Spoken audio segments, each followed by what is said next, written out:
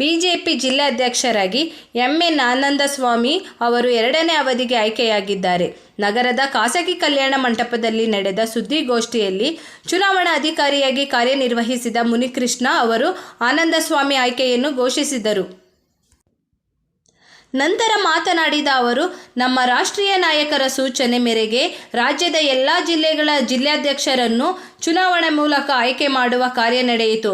ಆದರೆ ಚನ್ನಪಟ್ಟಣ ವಿಧಾನಸಭಾ ಕ್ಷೇತ್ರದ ಉಪಚುನಾವಣೆ ಎದುರಾದ ಹಿನ್ನೆಲೆಯಲ್ಲಿ ಜಿಲ್ಲಾಧ್ಯಕ್ಷರ ಆಯ್ಕೆ ತಡವಾಯಿತು ಎಂದರು.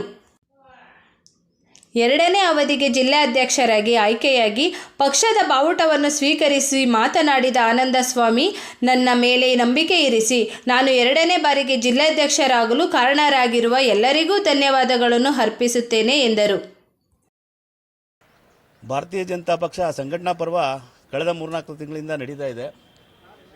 ಮೊದಲು ಸದಸ್ಯತ್ವ ಅಭಿಯಾನ, ಸದಸ್ಯತ್ವ ಆದಮೇಲೆ ಏನು ನಾವು ನಂತರ ಬೂತ್ ಕಮಿಟಿ ಆದಮೇಲೆ ಆಕ್ಟಿವ್ ಮೆಂಬರ್ಶಿಪ್ಪು ಇದೆಲ್ಲ ಮುಗಿಸ್ಕೊಂಡು ಮಂಡಲಾಧ್ಯಕ್ಷರು, ತಾಲೂಕಾಧ್ಯಕ್ಷರು, ಜಿಲ್ಲಾಧ್ಯಕ್ಷರುಗಳ ಘೋಷಣೆಗಳಾಗಬೇಕಾಯಿತು. ಈಗ ಜಿಲ್ಲಾಧ್ಯಕ್ಷರಾಗಿ ನನ್ನನ್ನು ನಮ್ಮ ಚುನಾವಣಾಧಿಕಾರಿಗಳಂತ ಶ್ರೀ ಮುನಿಕೃಷ್ಣ ಅವರು ಘೋಷಣೆ ಮಾಡಿದ್ದಾರೆ.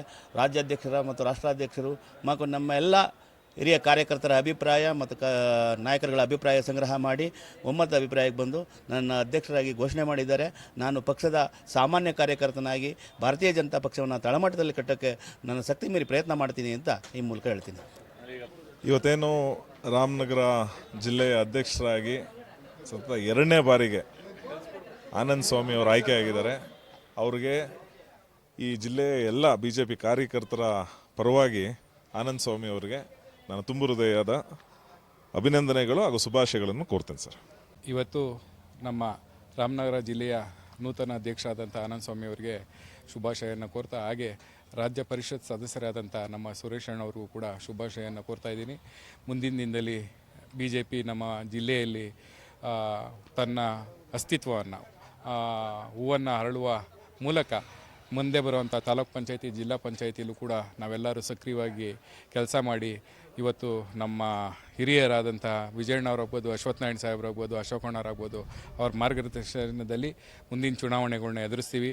ನಾವು ಕೂಡ ಇಲ್ಲಿ ನಮ್ಮ ಗುರುತನ್ನು ಅಚ್ಚನ್ನು ಮೂಡಿಸೋ ಮೂಲಕ BJPಯನ್ನು ಜಿಲ್ಲೆಯಲ್ಲಿ ಬೆಳೆಸುವಂಥ ಕೆಲಸವನ್ನು ನಾವೆಲ್ಲರೂ ಸೇರಿ ಮಾಡ್ತೀವಿ. Thank you.